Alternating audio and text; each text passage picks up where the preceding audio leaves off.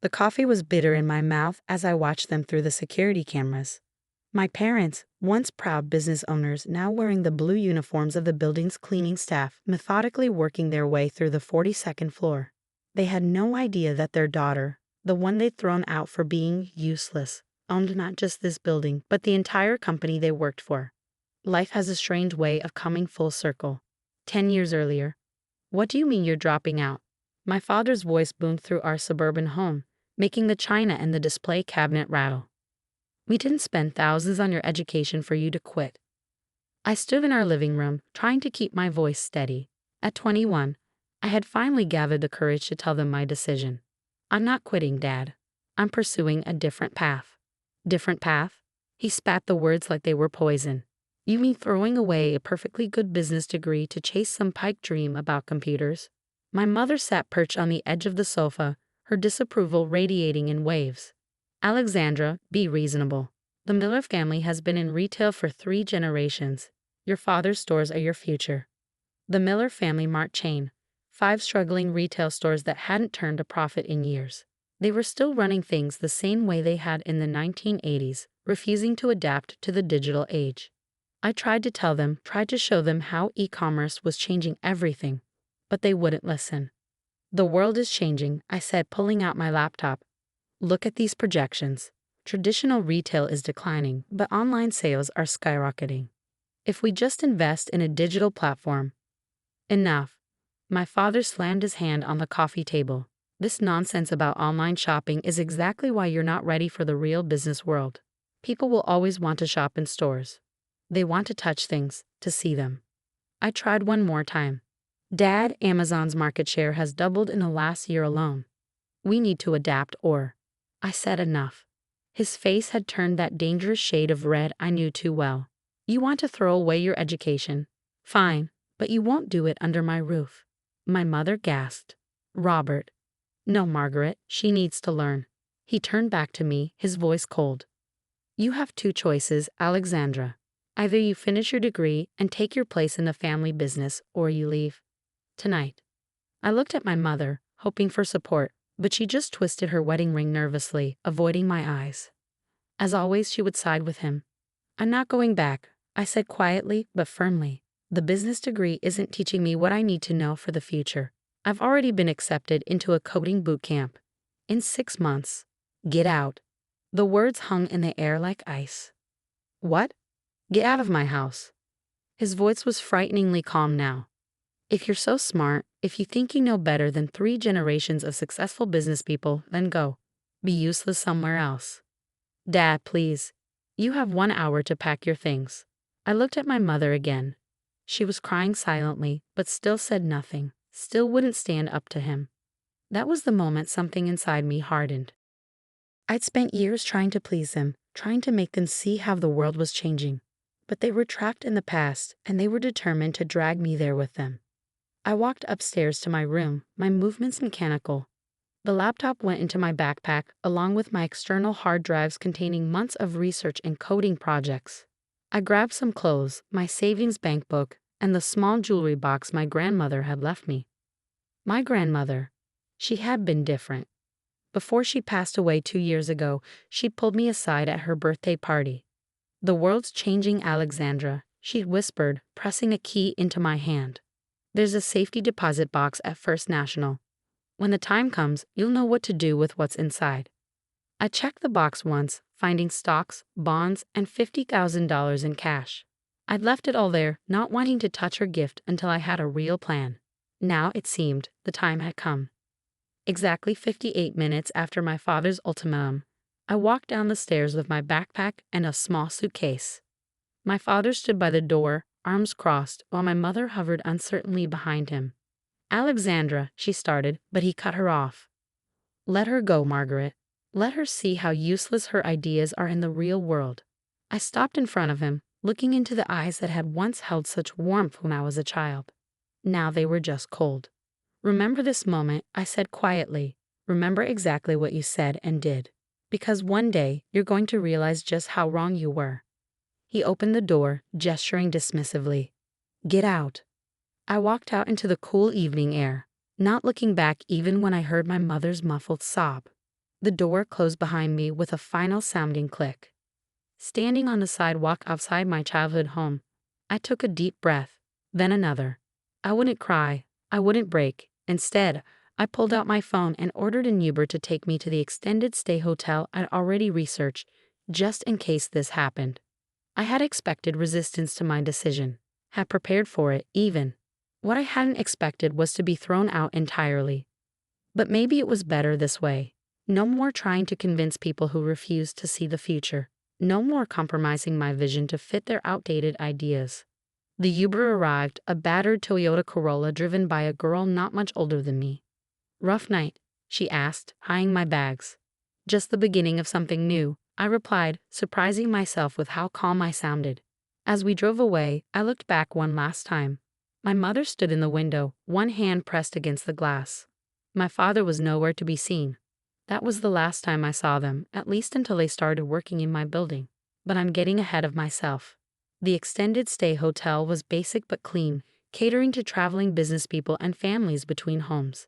I paid for a month upfront using some of my savings from part-time coding jobs I'd been doing on the side. That first night, sitting on the slightly lumpy bed with my laptop open, I made 3 promises to myself. First, I would prove them wrong about everything. About me, about the future of business, about what was possible. Second, I would never let anyone call me useless again. And third, when I succeeded, I would make sure they knew exactly what they had thrown away. I opened my laptop and started coding. I had been working on something for months, a predictive analytics platform for retail businesses. It could forecast inventory needs, optimize pricing, and integrate seamlessly with e-commerce platforms. Everything the family business needed but refused to consider. Now it would become something else, something bigger. The next morning, I went to First National Bank. The safety deposit box contained exactly what I remembered: $50,000 in cash, stocks in various tech companies my grandmother had quietly invested in, and a letter. "Dear Alexandra, if you're reading this again, it means the time has come. Your father is exactly like his father was, stuck in the past, afraid of change. But you, my dear, you see the future. Take this money and build something new, something they can't ignore. All my love, Grandma." I wiped away a tear and got to work. First, I liquidated the stocks, tech companies that had grown significantly since my grandmother's initial investment. Combined with the cash, I had just over $180,000 to work with. The coding bootcamp cost $15,000. I paid it in full and threw myself into learning. During the day, I coded and studied. At night, I refined my platform, turning it into something that could revolutionize not just retail, but any business struggling with the digital transition. 6 months passed in a blur of coffee, code, and determination. I barely slept, barely ate. Every rejection from my family, every dismissive comment about my choices, fueled me. I would prove them wrong. I would build something extraordinary.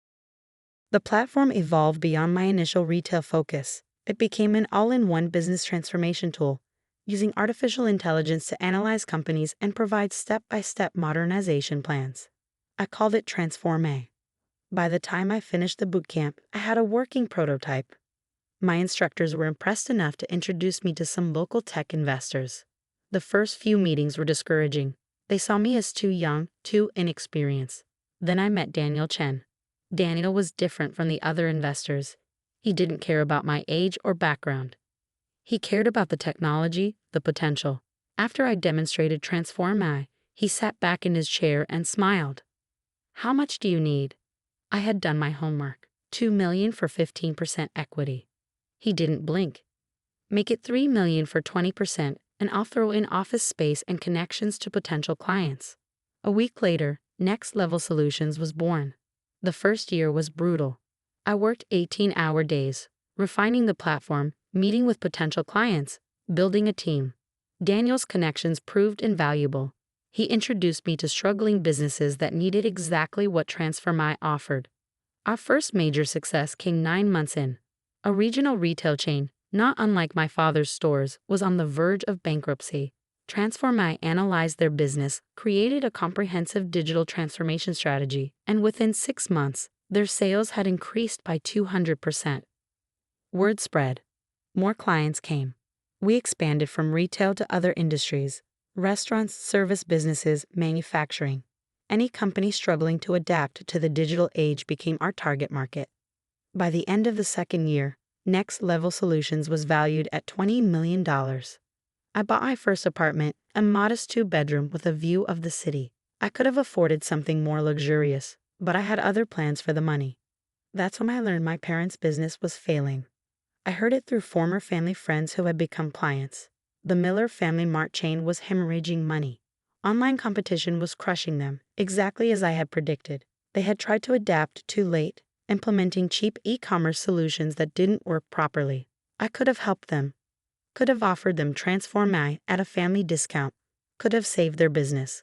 Instead, I watched from afar as they struggled, as their proud postures began to stoop under the weight of mounting debt. I received regular updates about their decline, each one a bitter vindication of everything I had tried to tell them. Then came the bankruptcy. 5 stores, 3 generations of business, gone in less than 3 years.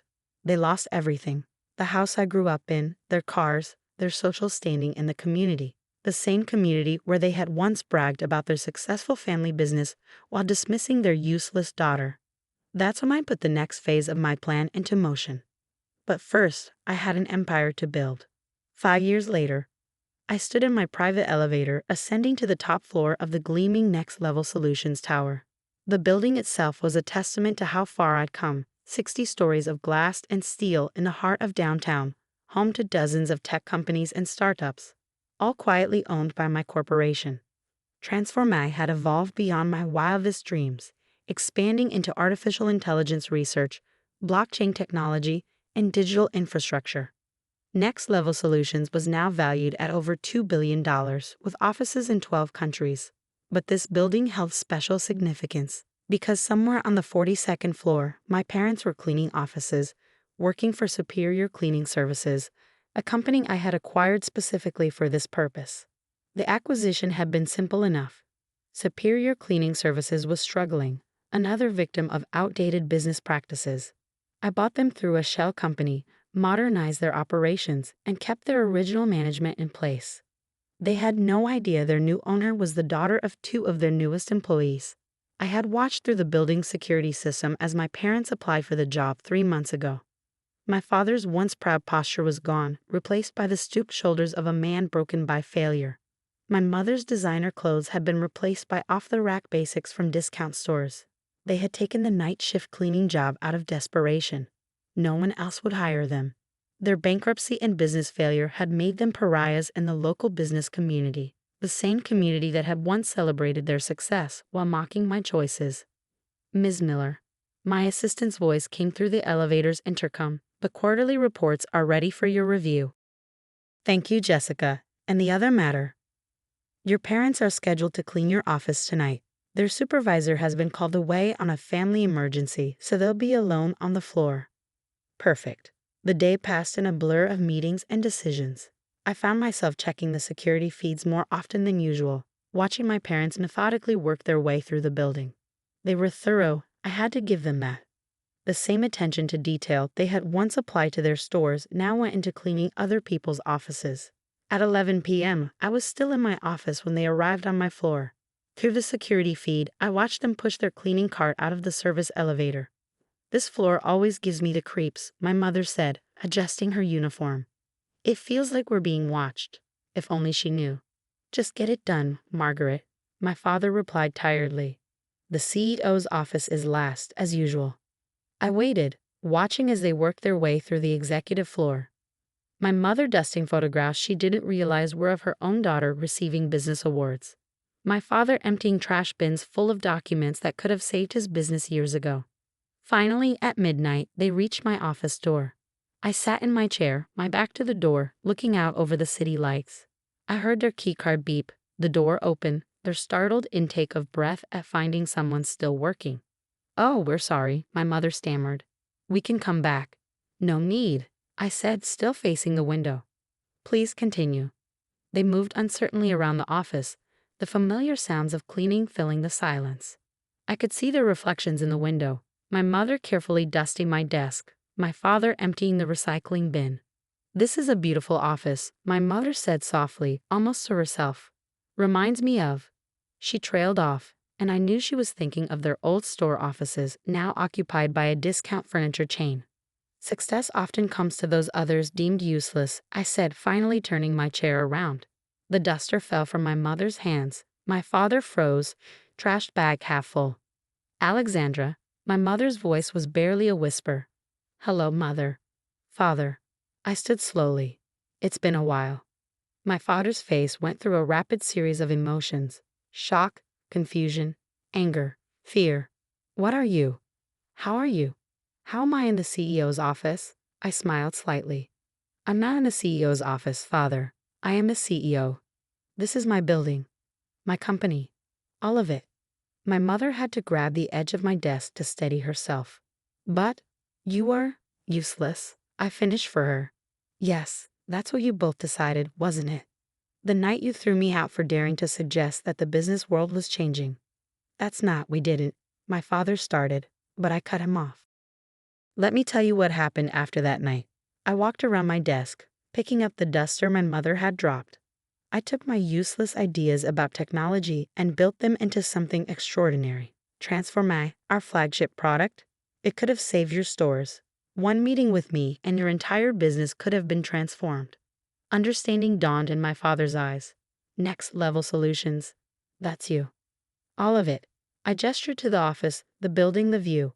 Every floor, every company in this building is part of my corporation, including superior cleaning services. My mother sank into one of the visitor chairs, her legs giving out. You're our boss. All this time. Ironic, isn't it? I perched on the edge of my desk. The daughter you kicked out for being useless now signs your paychecks. Why? My father's voice cracked. Why less work here? Why not just? Just what?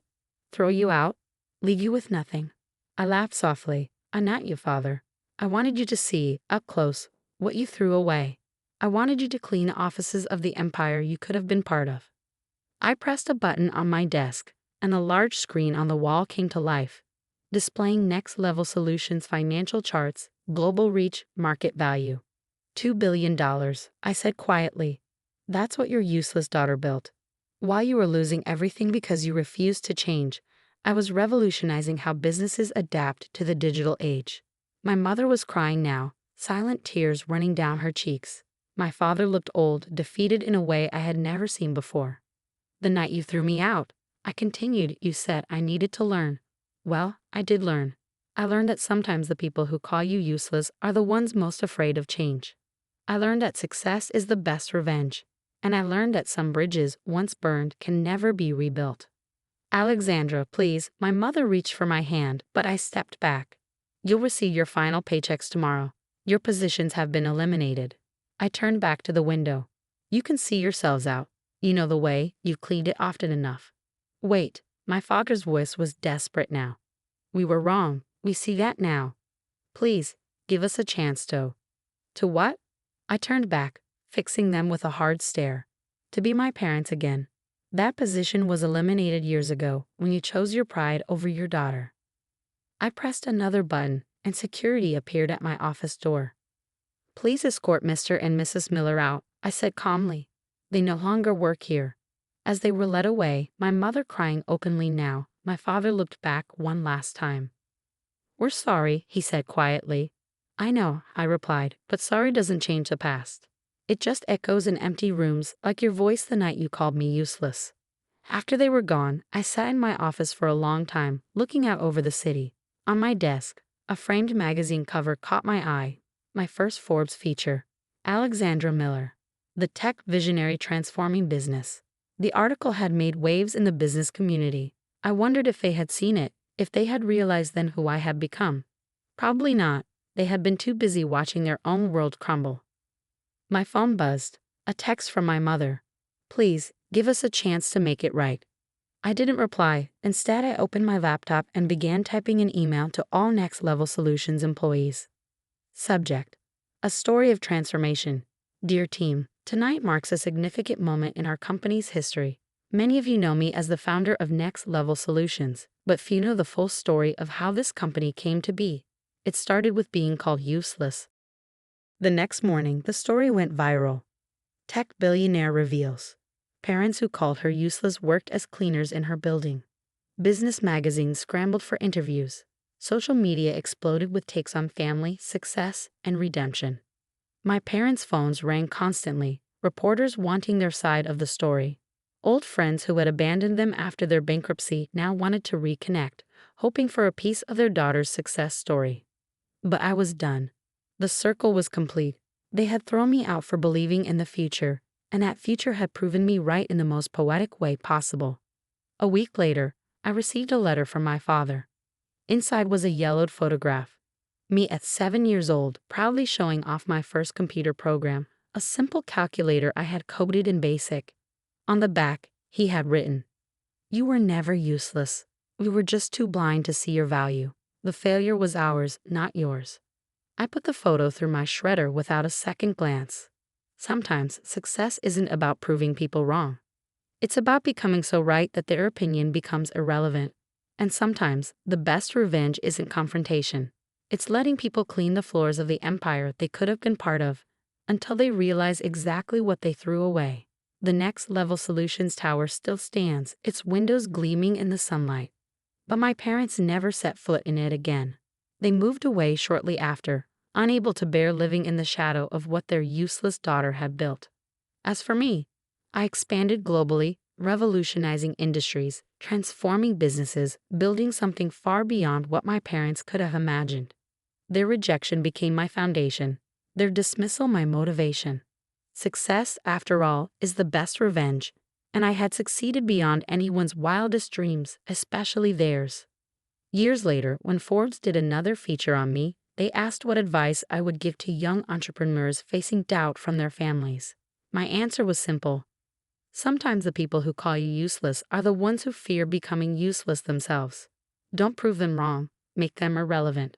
The interviewer then asked if I had any final words for my parents. I looked straight into the camera and smiled. "Thank you for calling me useless. It made me unstoppable." The article became our most viral story yet. And somewhere, in a small apartment far from the city, two former cleaning staff members read it and remembered the night they discovered exactly how wrong they had been about their useless daughter. Sometimes karma comes with a corner office and $1 billion view.